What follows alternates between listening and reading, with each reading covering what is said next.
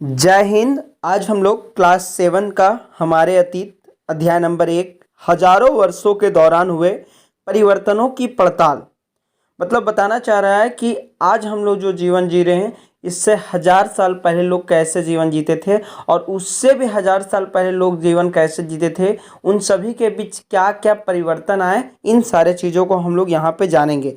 देखिए यहाँ एक मानचित्र दिया हुआ है और इसके अगले पृष्ठ में भी एक मानचित्र दिया हुआ है। इन दोनों मानचित्रों के बारे में यहाँ चर्चा किया है कि ये दोनों मानचित्र किस प्रकार से भिन्न भिन्न थे और ये दोनों 1000 सालों का अंतर के बीच का मानचित्र है। जैसे कि मानचित्र 1 और मानचित्र 2 बता रहा है कि नज़र डाल सकते हैं। मानचित्र 1 अरब भूगोलवेत्ता अल इदरीसी ने 1154 ईस्वी में बनाया था। यहाँ जो नक्शा दिखाया गया वह उसके द्वारा बनाए गए दुनिया के बड़े मानचित्र का एक हिस्सा है और भारतीय उपमहाद्वीप को दर्शाता है। उस समय भारत का उपमहाद्वीप जो भारत था वो कैसा दिखता था वो बता रहा है। और मानचित्र 2 जो कि अगले अध्याय पृष्ठ पे है उसे हम लोग देखेंगे। एक फ्रांसीसी मानचित्रकार ने 1720 में बनाया था, मतलब कि लगभग 600 सालों का अंतर था और दोनों नक्शे एक ही इलाके के मगर उनमें काफ़ी अंतर है। अल इदरीसी के नक्शे में दक्षिण भारत उस जगह है जहां आज हम उत्तर भारत ढूंढेंगे और श्रीलंका का द्वीप ऊपर की तरफ है। जगहों के नाम अरबी। देखिए यहाँ मानचित्र 1 में बता रहा है कि 12वीं सदी के भूगोलवेत्ता अल इदरीसी के बनाए हुए दुनिया के नक्शे का एक हिस्सा जिसमें भारतीय उपमहाद्वीप भूमि से समुद्र तक दिखाया गया है। मानचित्रकार, यहाँ एक शब्द आया मानचित्रकार। ये मानचित्रकार हम उन्हें कहते हैं जो व्यक्ति मानचित्र नक्शे आदि बनाता है में दिए गए हैं और उनमें कुछ जाने पहचाने नाम भी है, जैसे कि उत्तर प्रदेश का कन्नौज मानचित्र 2 में पहले मानचित्र के बनने के लगभग 600 वर्षों के बाद बनाया गया था। इस काला अवधि में उपमहाद्वीप के बारे में सूचनाएं काफ़ी बदल गई थी। यह नक्शा हमें ज़्यादा परिचित लगेगा, उसमें विशेषकर तटीय इलाकों के बारीकी ब्यौरे देखकर आश्चर्य होता है कि यूरोप के नाविक तथा व्यापारी अपनी समुद्री यात्रा के लिए इस नक्शे का इस्तेमाल किया करते थे। देखिए ये मानचित्र 2 है और हमने पिछले पृष्ठ में जो पढ़ा था वो मानचित्र 1 था और ये दोनों में काफ़ी भिन्नताएं देखने को लगती है। मानचित्र 2 में बता रहा है कि 18वीं सदी के आरंभ में गियोलोम द लिस्ले के एटलस नुओं के अनुसार यह उपमहाद्वीप इस तरह से दिखता था जो मानचित्र 2 में दिख रहा है। अब यहाँ एक प्रश्न पूछ रहा है कि अब भीतरी इलाकों पर नज़र डाल के देख सकते हैं कि इनमें उतने ही ब्यौरे हैं जितने समुद्र तट वाले हिस्से में। गंगा के मार्ग को देख सकते हैं, इसे किस तरह से दर्शाया गया है। इससे मानचित्र में तटीय और भीतरी इलाकों के बीच ब्यौरे और बारीकी का जो अंतर है आपके ख्याल में उसका क्या कारण हो सकता है। इतनी ही महत्वपूर्ण एक और बात यह है कि दूसरे युग तक मानचित्र अंकन का विज्ञान भी बहुत बदल गया था। इतिहासकार जब बीते युगों की दस्तावेजों, नक्शों और लेखों का अध्ययन करते थे तो उनके लिए उन सूचनाओं को, संदर्भों को, उनकी भिन्न भिन्न ऐतिहासिक पृष्ठभूमियों को ध्यान रखना जरूरी होता जाता था। मतलब पहले जो मानचित्र बनते थे समय के साथ जैसे जैसे लोग विकसित होते गए, विकासशील होते गए, लोगों ने मानचित्र में कई सारे सुधार भी किए और काफ़ी सारे बदलाव भी देखने को मिलते हैं। आगे देखिए मानचित्र 1 और मानचित्र 2 तुलना करने के बाद हम नए चीज़ों पे आते हैं, जैसे नई और पुरानी शब्दावली। उस समय जिन शब्दों का प्रयोग होता था आज उसी शब्द का प्रयोग के लिए किसी और मतलब को बताता है। देखिए बता रहा है कि अगर समय के साथ साथ सूचनाओं के संदर्भ बदलते हैं तो भाषा और अर्थों के साथ क्या होता है। ऐतिहासिक अभिलेख कई तरह की भाषाओं में मिलते हैं और ये भाषाएं भी समय के साथ साथ बहुत बदली है। उदाहरण के लिए मध्य युग की फारसी भाषा आधुनिक फारसी भाषा से भिन्न है। मतलब जो पहले जो मध्य युग में था वो फारसी भाषा और आज का फारसी भाषा दोनों में काफ़ी भिन्नताएं हैं, काफ़ी अंतर है।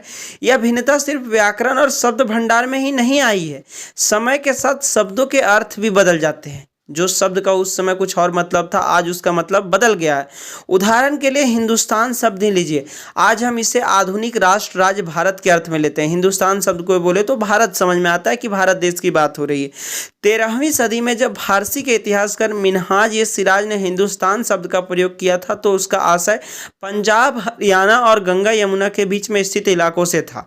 मतलब आज का जो भारत है उस समय कुछ ही प्रदेशों को हिंदुस्तान के नाम से जाना जाता था, लेकिन आज सारे को हिंदुस्तान या भारत के नाम से जाना जाता है। उसने इस शब्द का राजनीतिक अर्थ में उन इलाकों के लिए इस्तेमाल किया जो दिल्ली के सुल्तान के अधिकार क्षेत्र में आते थे। ये सारे उस समय दिल्ली के सुल्तान के अधिकार में थे। सल्तनत के प्रसार के साथ साथ इस शब्द के अंतर्गत आने वाले क्षेत्र भी बढ़ते गए, लेकिन हिंदुस्तान शब्द में दक्षिण भारत का समावेश कभी नहीं हुआ। इसके विपरीत 16वीं सदी के आरंभ में बाबर ने हिंदुस्तान शब्द का प्रयोग इस उपमहाद्वीप के भूगोल, पशु पक्षियों और यहाँ के निवासियों की संस्कृति का वर्णन करने के लिए किया। यह प्रयोग 14वीं सदी के कवि अमीर खुसरो द्वारा प्रयुक्त शब्द हिंद के ही कुछ कुछ समान था, मगर जहाँ भारत को एक भौगोलिक और सांस्कृतिक अस्तित्व के रूप में पहचाना जा रहा था, वहाँ हिंदुस्तान शब्द से वे राजनीतिक और राष्ट्रीय अर्थ नहीं जुड़े थे जो आज हम जोड़ते हैं। किसी भी शब्द का प्रयोग करने में इतिहासकारों को बहुत सावधान रहना चाहिए, क्योंकि अतीत में उन शब्दों का कुछ अलग ही अर्थ थे। उदाहरण के लिए विदेशी, जैसे सीधा साफ ही ले लीजिए, हमारे लिए आज इसका अर्थ होता है ऐसा व्यक्ति जो भारतीय नहीं हो। मध्य युग में मानो किसी गांव में आने वाला कोई भी अनजान व्यक्ति जो उस समाज या संस्कृति का अंग ना हो, विदेशी कहलाता था। ऐसे व्यक्ति को हिंदी में परदेशी और फारसी भाषा में अजनबी कहा जा सकता है। इसलिए किसी नगरवासी के लिए वनवासी विदेशी होता था, किंतु एक ही गांव में रहने वाले दो किसान अलग अलग धार्मिक या जातीय परंपराओं से जुड़े होने पर भी एक दूसरे के लिए विदेशी नहीं होते थे। मतलब उस समय का जो जमाना था, विदेशी अलग जगह से अगर कोई आता था तो उसे विदेशी बोल दिया जाता था। लेकिन आज वो दौरा नहीं है। आज लोग कोई भारत का नागरिक नहीं है तब हम उसे अपने देश में उसे विदेशी कह सकते हैं। उसके बाद है इतिहासकार और उनके स्रोत। मतलब इतिहासकारों के द्वारा क्या क्या स्रोतों का पता चलता है जिससे इतिहास के बारे में हम लोग जान सकते हैं। इतिहासकार किस युग का अध्ययन करते हैं और उनकी खोज का प्राकृतिक क्या है, इसे देखते हुए वे अलग तरह तरह के स्रोतों का सहारा लेते हैं। उदाहरण के लिए पिछले साल अपने गुप्त वंश के शासकों और हर्षवर्धन के बारे में पढ़ा। इस पुस्तक में हम मोटे तौर पे 700 से 1750 ईस्वी तक लगभग हजारों वर्षों के बारे में पढ़ेंगे। बता रहा है कि हम लोगों ने पीछे क्लास 6 में गुप्त वंश, हर्षवर्धन और कई सारे राजतंत्र राजाओं के बारे में जाना, कई सारे राजवंशों के बारे में जाना। अब यहाँ पे जो हम लोग हैं ईस्वी से अगर हम गिने तो 7वीं सदी से 18वीं सदी, लगभग 1750 यानी 18वीं सदी के कुछ भागों को हम लोग इस अध्याय में यानी इस बुक में जानेंगे, जो कि इस प्रकार है। इस काल के अध्ययन के लिए इतिहासकार जिन स्रोतों का प्रयोग करते हैं उनमें आपको बहुत सी ऐसी बातें मिलेगी जो पिछले युग से वैसी ही चली आ रही है। इतिहासकार इस काल के बारे में सूचना इकट्ठी करने के लिए अभी भी सिक्कों, शिलालेखों, स्थापत्य यानी भवन निर्माण कला तथा लिखित सामग्री पर निर्भर करते हैं, पर कुछ बातें पहले से काफ़ी भिन्न भी हैं। इस युग में प्रामाणिक लिखित सामग्री की संख्या और विविधता आश्चर्यजनक रूप से बढ़ गई है। इसके आगे इतिहासकार सूचनाओं के दूसरे प्रकार के स्रोतों का इस्तेमाल धीरे धीरे कम करते जा रहे हैं। देखिए, बता रहा है कि पीछे के समय में लोग जो सिक्के चले थे, शिलालेख मानी की मूर्तियां वगैरह होते थे, स्थापत्य जो भवन बिल्डिंग आदि बनते थे, उन सारे चीज़ों का जानकारी लेकर ही इतिहासकार कुछ बातों को बता पाते हैं। यहाँ पे एक छोटा सा टॉपिक आया है, कागज का मूल्य। हमने क्लास 6 का अंतिम अध्याय में बताया था कि कागज चीन से होते हुए पूरे मध्य एशिया, पूरे विश्व में फैल गया था। तो आइए थोड़ा कागज के बारे में जान लेते हैं। क्लास 6 में हम लोगों ने इनके बारे में जाना था। इन दोनों प्रसंगों की तुलना कीजिए। 13वीं सदी के मध्य में एक विद्वान को एक पुस्तक की प्रतिलिपि की जरूरत पड़ी। यानी सबसे पहले 13वीं शताब्दी में मध्य में एक विद्वान को एक पुस्तक यानी प्रतिलिपि कागज की बात कर रहा है, उसके पास उतना कागज नहीं था, इसलिए उसने एक ऐसी पांडुलिपि को धो डाला जिसकी उसे ज़रूरत नहीं थी और उसके कागज को सुखाकर उसका इस्तेमाल कर लिया। दूसरा एक बात और बता रहा है कि एक सदी बाद अगर आप बाजार में कोई खाद्य पदार्थ खरीदते हैं तो हो सकता है कि आपकी किस्मत अच्छी हो तो दुकानदार वह वस्तु कागज में लपेट कर देता। तो कागज कब अधिक महंगा था और कब आसानी से उपलब्ध था? 13वीं शताब्दी में या 14वीं शताब्दी में। एक सवाल पूछा है कि उस समय लोग पेपर तक नहीं देते थे, यानी पेपर बहुत महंगा हुआ करता था, और इसी बात को यहाँ सवाल में पूछा है। आगे जब ये कम करने लगे थे तो इस समय के दौरान कागज क्रमशः सस्ता होता गया और बड़े पैमाने पर भी उपलब्ध होने लगा। मतलब कागज को लोग जब कम उपयोग करने लगे उस समय के इतिहासकार लोग, तो ये धीरे धीरे सस्ता हो गया और बड़े पैमाने पर भी धीरे धीरे इसका मांग कम होते गया और पूर्ति ज़्यादा बढ़ गया, जिसके कारण उपलब्ध भी ज़्यादा मात्रा में हो जाता था। लोग धर्म ग्रंथ, शासकों के वृत्तांत, संतों के लेखन तथा उपदेश, अर्जियां, अदालतों के दस्तावेज, हिसाब तथा करों के खाते आदि लिखने में इसका उपयोग करने लगे। धनी व्यक्ति, शासक, जन, मठ तथा मंदिर पांडुलिपियां एकत्रित किया करते थे। इन पांडुलिपियों को पुस्तकालय तथा अभिलेखागारों में रखा जाता था। देखिए यहाँ एक शब्द आया अभिलेखागार। अभिलेखागार एक ऐसा स्थान होता है जहाँ दस्तावेजों और पांडुलिपियों को संग्रहित किया जाता है। मतलब जो लिखते थे उस समय उन सारे कागजों को एक जगह जमा किया जाता था। और आज सभी राष्ट्रीय और राज्य सरकारों के अभिलेखागार होते हैं जहाँ वे अपने तमाम पुराने सरकारी अभिलेखों और लेन देन के ब्यौरे को रिकॉर्ड कर रखते हैं। मतलब हर जगह आज भी ये अभिलेखागार चलता है जो पुराने सारे रिकॉर्ड को रखते हैं। आप स्कूल में देख सकते हैं जो आपके प्रिंसिपल सर सारे आप ही लोगों का रिकॉर्ड रखते हैं। आगे देखिए बता रहा है इन पांडुलिपियों तथा दस्तावेजों में इतिहासकारों को बहुत सारी विस्तृत जानकारियां मिलती है, मगर साथ ही इनका उपयोग कठिन है। उन दिनों छापे खाने तो नहीं थे, इसलिए लिपि के नकलविश हाथ से ही पांडुलिपियों की प्रतिकृति बनाते थे। मतलब उस समय छापा नहीं जाता था तो हाथों से ही एक पृष्ठ से दूसरे पृष्ठ में नकल किया जाता था। अगर आपने कभी किसी मित्र के गृह कार्य मतलब कि अपने दोस्त का अगर होमवर्क आपने बनाया या उसकी नकल उतारी तो आप जानते होंगे कि यह काम आसान नहीं है। कभी कभी आपको अपने मित्र की लिखावट समझ में नहीं आती होगी और आपको मजबूर होकर अंदाज से ही लगाना पड़ता होगा क्या लिखा गया। फलस्वरूप आपने लिखे हुए मित्र के लिखे हुए कुछ छोटे मोटे लेकिन बदलाव जरूर करते होंगे। यहाँ देखिए एक चित्र दिया हुआ है, यह लघु चित्र प्रतिकृति जिसमें एक लिपिक किसी पांडुलिपि की नकल कर रहा है। इस चित्र का आकार सिर्फ 10.5 सेंटीमीटर है। इस छोटे आकार के कारण इस लघु चित्र या मिनीचेयर कहा जाता है। कभी कभी इन लघु चित्रों का प्रयोग लेख में आई पांडुलिपियों को स्पष्टता प्रदान करने के लिए किया जाता था। ये इतने सुंदर होते थे कि आगे चलकर संग्रहकर्ता अक्सर इन चित्रों को पांडुलिपियों से अलग करके बेचने लगे थे। देखिए बता रहा है कि जब आप नकल करते हो तो उसमें काफ़ी महत्वपूर्ण अंतर आ जाते होंगे। पांडुलिपियों की प्रतिलिपि बनाने में भी कुछ यही होता था। प्रतिलिपियां बनाते हुए लिपिक छोटे छोटे फेरबदल करते चलते थे, कहीं कोई शब्द कहीं कोई वाक्य। सदी दर सदी प्रतिलिपियों की भी प्रतिलिपियां बनती रही और अंततः एक ही मूल ग्रंथ की भिन्न भिन्न प्रतिलिपियां एक दूसरे से बहुत ही अलग हो गई। इससे बड़ी गंभीर समस्या उत्पन्न हो गई क्योंकि आज हमें लेखकों की मूल पांडुलिपि शायद ही कहीं मिलती है। हमें बाद के लिपिकों द्वारा बनाई गई प्रतिलिपियों पर ही पूरी तरह निर्भर रहना पड़ता है। इसलिए इस बात का अंदाजा लगाने के लिए कि मूलतः लेखक ने क्या लिखा था, इतिहासकारों को एक ही ग्रंथ की विभिन्न प्रतिलिपियां का अध्ययन करना पड़ता है। आज भी देखिए कि इतिहासकार उस समय क्या लिखे थे तो एक ही प्रतिलिपि के अलग अलग लेखकों को पढ़ना पड़ता है और जानना पड़ता है कि एक्चुअली में लिखा क्या है। कई बार लेखक स्वयं भी समय समय पर अपने मूल वृत्तांत में संशोधन करते रहते हैं। मतलब अपने से जो लिखते हैं वो लेखक अपने ही बातों को संशोधन करते हैं, सुधार करते हैं। 14वीं शताब्दी के इतिहासकार जियाउद्दीन बर्नी ने अपने वृत्तांत पहली बार 1356 में और दूसरी बार इसके 2 वर्ष बाद लिखा था। दोनों में अंतर है, लेकिन 1971 तक इतिहासकारों को पहली बार वृत्तांत की जानकारी नहीं थी। यह पुस्तकालयों के विशाल संग्रहों में कहीं दबा पड़ा था। देखिए चित्र 2 में जो आपको दिख रहा है ये लिखावट की भिन्न प्रकार की शैलियों के कारण फारसी और अरबी पढ़ने में कठिनाई हो सकती है। नास्तलिक लिपि बाईं और जो है लिखा हुआ वर्ण जोड़कर धारा प्रवाह रूप में लिखे जाते हैं। फारसी अरबी के जानकारों के लिए इस लिपि को पढ़ना आसान होता है।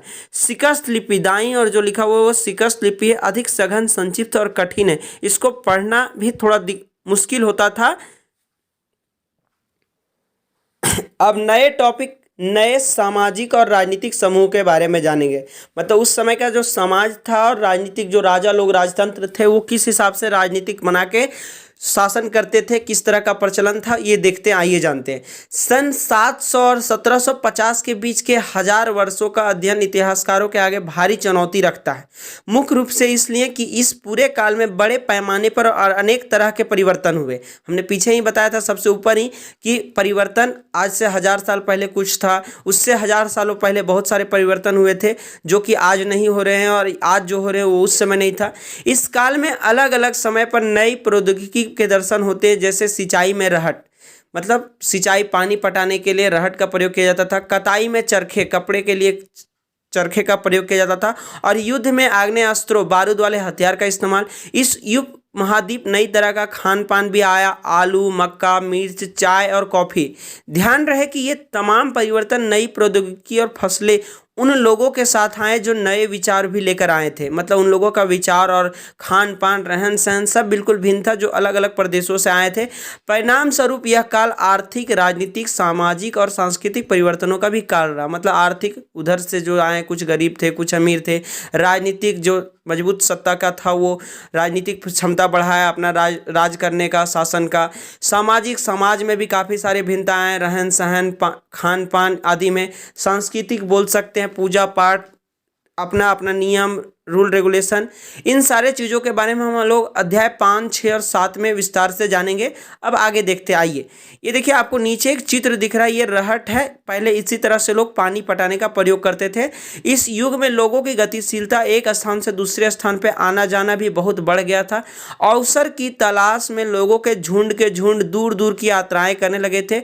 इस उपमहाद्वीप में अपार संपदा, मतलब कह सकते हैं सोना, चांदी, तांबा, लोहा, मतलब खनिज की मात्रा बहुत ज़्यादा हो गई थी और अपना भाग्य गढ़ने के लिए अपार संभावनाएं मौजूद थी। इस काल में जिन समुदायों का महत्व बढ़ा उनमें से एक समुदाय था राजपूत, जिसका नाम राजपुत्र अर्थात राजा का पुत्र से निकला है। 8वीं से 14वीं सदी के बीच यह नाम आमतौर पर योद्धाओं के उस समूह के लिए प्रयुक्त होता था जो युद्ध करते थे। उन लोगों के बारे में बता रहा है जो क्षत्रिय वर्ण के होने का दावा करते थे। मतलब समाज जब पहले से पीछे शताब्दियों में समाज 4 वर्णों में बटा हुआ था, तो क्षत्रिय वर्ण था जो युद्ध का काम करते थे। उन लोगों के वंशों को राजपूत कहा जाने लगा। और राजपूत शब्द के अंतर्गत केवल राजा और सामंत वर्ग ही नहीं, सामंत मतलब जो उस समय जमीनों के मालिक होते थे और जो सेना रखते थे, उन सभी के बारे में हमने पीछे अध्याय 6 में, क्लास 6 में हमने बताया था। बल्कि वे सेनापति और सैनिक भी आते थे। मतलब राजपूत में सेनापति भी होते थे, सैनिक भी आते थे, जो पूरे उपमहाद्वीप में अलग अलग शासकों की सेनाओं में सेवारत थे। कवि और चारण राजदूतों की आचार संहिता, प्रबल पराक्रम और स्वामी भक्ति का गुणगान करते थे। इस युग में राजनीतिक दृष्टि से महत्व हासिल करने के अवसरों का लाभ मराठा, सिख, जाट, अहोम और कायस्थ, मुख्यतः लिपिकों और मुंशियों का कार्य करने वाली जाति आदि समूहों ने भी उठाया था। आगे बता रहा है इस पूरे काल के दौरान क्रमशः जंगलों की कटाई हो रही थी और खेती का लयका बढ़ता जा रहा था। कुछ क्षेत्रों में यह परिवर्तन अन्य क्षेत्रों की अपेक्षा अधिक तेजी से और पूरे तौर पर हुआ। प्रायवास, देखिए यहाँ एक शब्द आया प्रायवास। इसका मतलब होता है कि किसी भी क्षेत्र के पर्यावरण और वहां के रहने वालों की सामाजिक और आर्थिक जीवन शैली से है। प्रायवास मतलब सामाजिक और आर्थिक जीवन शैली को बताता है।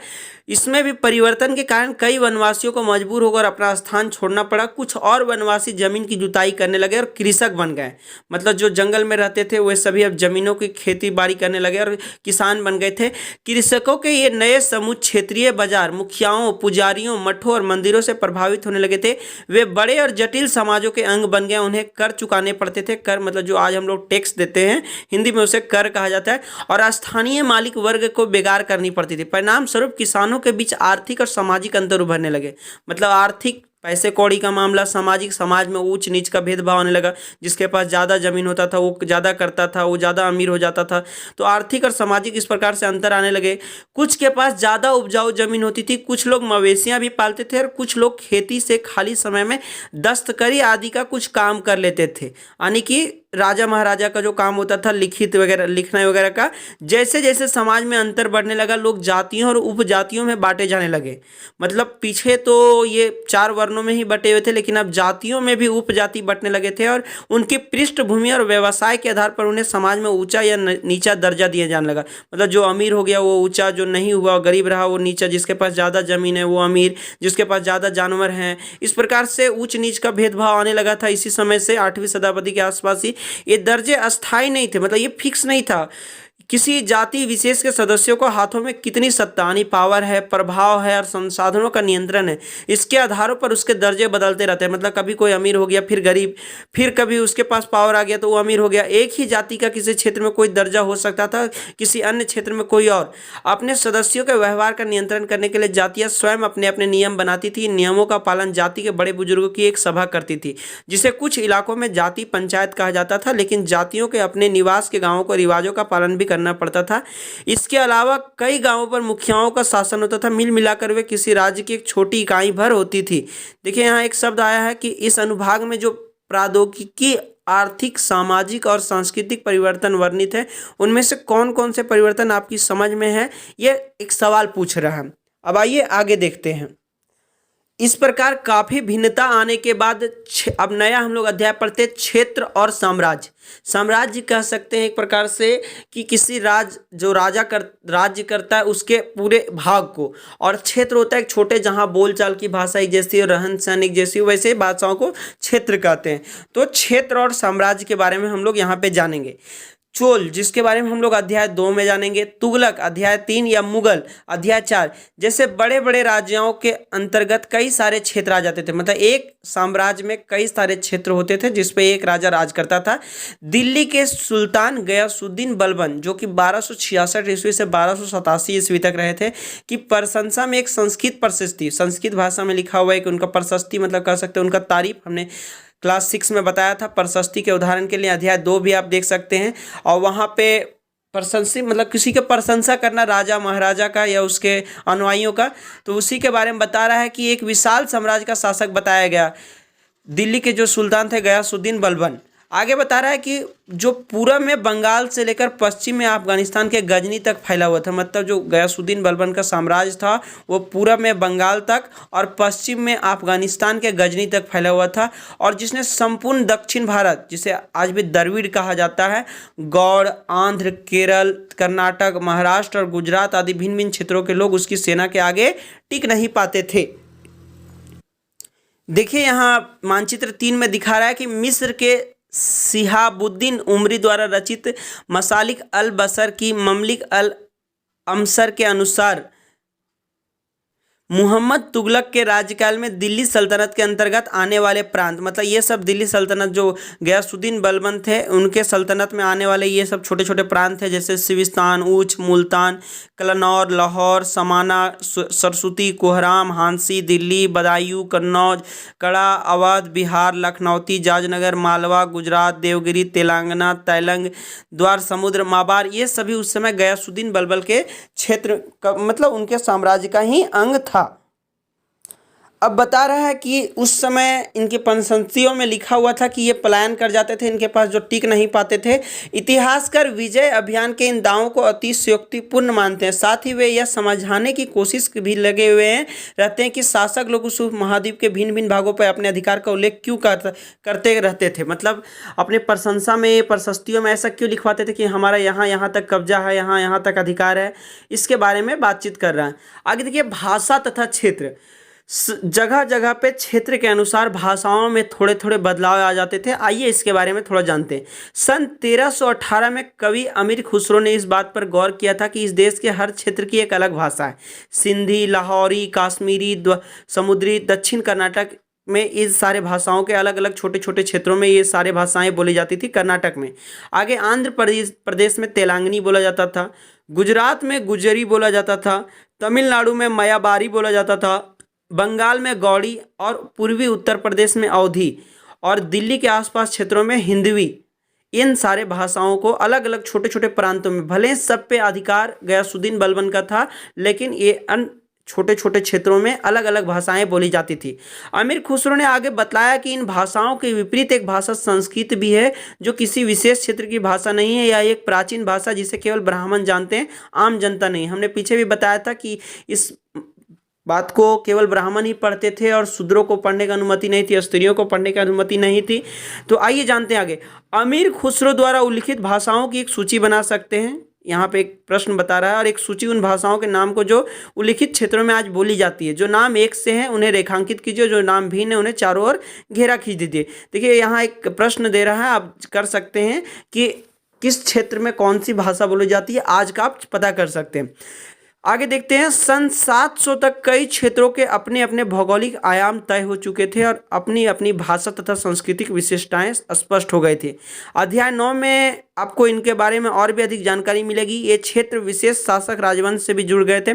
इन राज्यों के बीच काफ़ी टकराहटें चलती रहती थी। कभी कभी चोल, खलजी, तुगलक और मुगल जैसे राजवंश अनेक क्षेत्रों में फैला एक विशाल साम्राज्य भी खड़ा कर लेते थे। ये सभी साम्राज्य समान रूप से स्थिर या सफल नहीं हो पाते थे।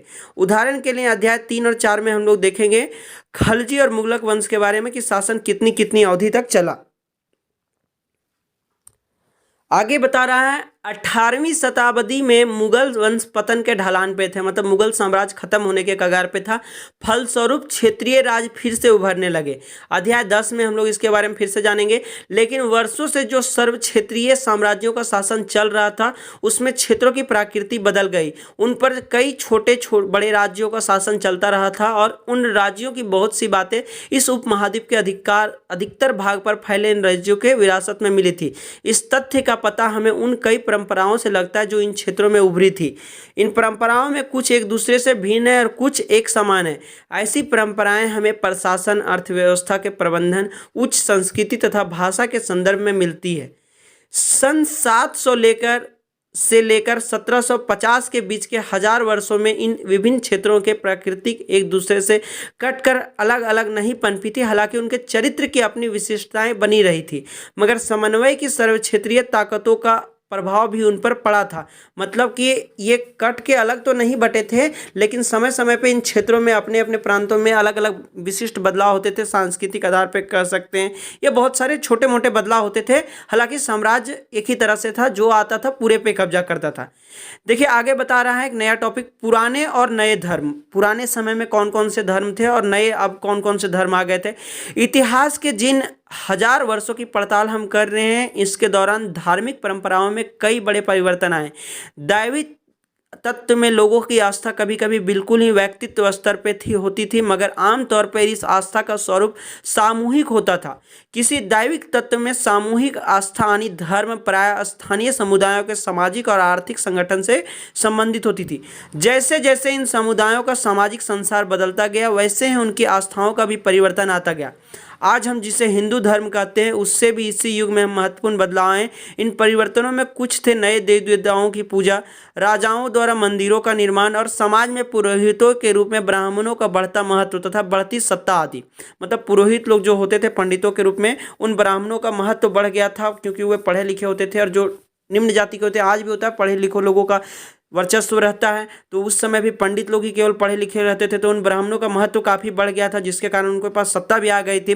संस्कृत ग्रंथों के ज्ञान के कारण समाज में ब्राह्मणों का बड़ा आदर होता था।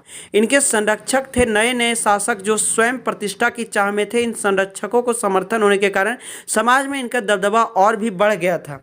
अब देखिए यहाँ कुछ प्रश्न दे रहा है कि पता लगाइए कि क्या आपका राज्य कभी इन सर्व क्षेत्रीय साम्राज्यों का हिस्सा रहा था। बता रहा है कि जो ऊपर हम लोगों ने पढ़ा था कि सर्व क्षेत्रीय साम्राज्य जो सब पे कब्जा करते थे, उन सारे में कभी आपका राज्य, जिस राज्य में आप रहते हैं, वो कभी कब्जा में रहा था कि नहीं, और रहा था तो कितने समय तक रहा था।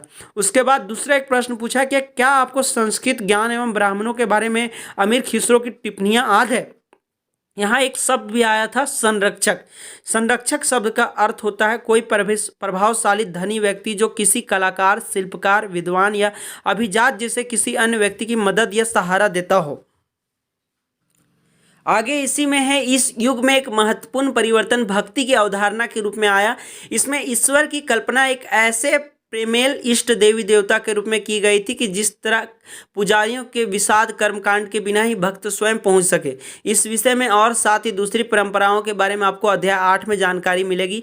यही वह युग था जिसमें इस उपमहाद्वीप में नए नए धर्मों का भी आगमन हुआ। कुरान शरीफ का संदेश भारत में पहले 7वीं शताब्दी में व्यापारियों और अप्रवासियों के जरिए पहुंचा। मतलब जो व्यापार करने आते थे उन लोगों की वजह से ही, नहीं तो पहले यहाँ हिंदू धर्म, बौद्ध धर्म ही हुआ करता था, जैन धर्म हुआ करता था।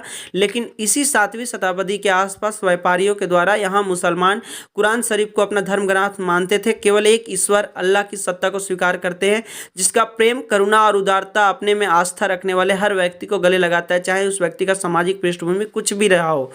कई शासक इस्लाम और उसके विद्वान धर्मशास्त्रियों और न्याय शास्त्रियों के अर्थात उलेमा का संरक्षण देते थे। हिंदू धर्म को ही भांति इस्लाम के अनुयायी भी अपने धर्म की अलग अलग तरह से व्याख्या करते। मुसलमानों में कुछ शिया थे जो पैगंबर साहब के दामाद अली के मुसलमानों को विधिसभा नेता मानते थे, और कुछ सुन्नी थे जो खलीफाओं के प्रभुत्व को स्वीकार करते थे। इस्लाम के प्रारंभिक दौर में इस धर्म का नेतृत्व करने वाले खलीफा कहलाते थे और आगे भी इसकी परंपरा चलती रही। इस्लामी न्याय सिद्धांत विशेषकर भारत में हनफी हनफी और शफी ऐसे सिद्धांत है कि विभिन्न परंपराओं में कई महत्वपूर्ण अंतर रहे हैं। ऐसे ही धर्म सिद्धांतों तथा रहस्यवादी विचारों को लेकर विभिन्नताएं देखने को मिलती है। मतलब बता रहा है कि इस समय काफ़ी सारे नए धर्मों की भी हुई, जिसमें से कुरान शरीफ भी था, मुसलमानों का मुस्लिम धर्म जो था वो इसी समय आया हुआ था। और इसमें भी दो खंड बचे हुए थे, शिया और सुन्नी। ये शिया जो थे वो पैगंबर को मानते थे, उनके दामाद को, और सुन्नी जो थे वो खलीफाओं को मानते थे। इन दोनों में भी आपसी होता था। जैसे हिंदू में बहुत सारे देवी देवताओं होते हैं, वैसे यहाँ पे मुसलमानों के बारे में बता रहा है। अब अगला टॉपिक है समय और इतिहास के कालखंडों पर विचार। इतिहासकार समय को केवल घड़ी या कैलेंडर की तरह नहीं देखते, यानी कि केवल घंटों, दिनों या वर्षों के बीतने के रूप में नहीं देखते।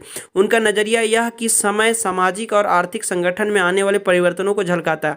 यह दिखलाता है कि विचारों और विश्वासों में कितना स्थायित्व रहा है और कितना परिवर्तन है। यदि अतीत को समान विशेषता रखने वाले कुछ बड़े बड़े हिस्सों, युगों या कालों में बांट दिया जाता है, उस समय का अध्ययन कुछ आसान हो जाता है। मतलब बता रहा है कि समय और इतिहासकार जो होते थे वो समय को घंटों और समय के रूप में नहीं देखते थे, बल्कि वो देखते थे कि आज से 1000 साल पहले या इस बीच कई कालखंडों में क्या क्या परिवर्तन आए, आज क्या क्या बदलाव हैं, क्या उस समय होता था जो आज नहीं हो रहा है, क्या आज हो रहा है जो उस समय नहीं होता था। इस तरह से इतिहासकार लोग इतिहास को बांटते हैं, वही समय के बारे में बता रहा है। आगे बता रहा है 19वीं सदी के मध्य में अंग्रेज इतिहासकारों ने भारत के इतिहास को 3 युगों में बांटा था, हिंदू, मुस्लिम और ब्रिटिश। मतलब 19वीं सदी 18वीं शताब्दी तक तो ये सब मुगल का साम्राज्य लगभग खत्म हो गया था और ब्रिटिश शासन यहाँ आ गया था, जिन्होंने हिंदू, मुस्लिम और ब्रिटिश 3 भागों में बांट दिया था। यह विभाजन इस विचार पर आधारित था कि शासकों का धर्म ही एकमात्र महत्वपूर्ण ऐसा ऐतिहासिक परिवर्तन होता है और अर्थव्यवस्था, समाज और संस्कृति में कोई भी महत्वपूर्ण बदलाव नहीं आता।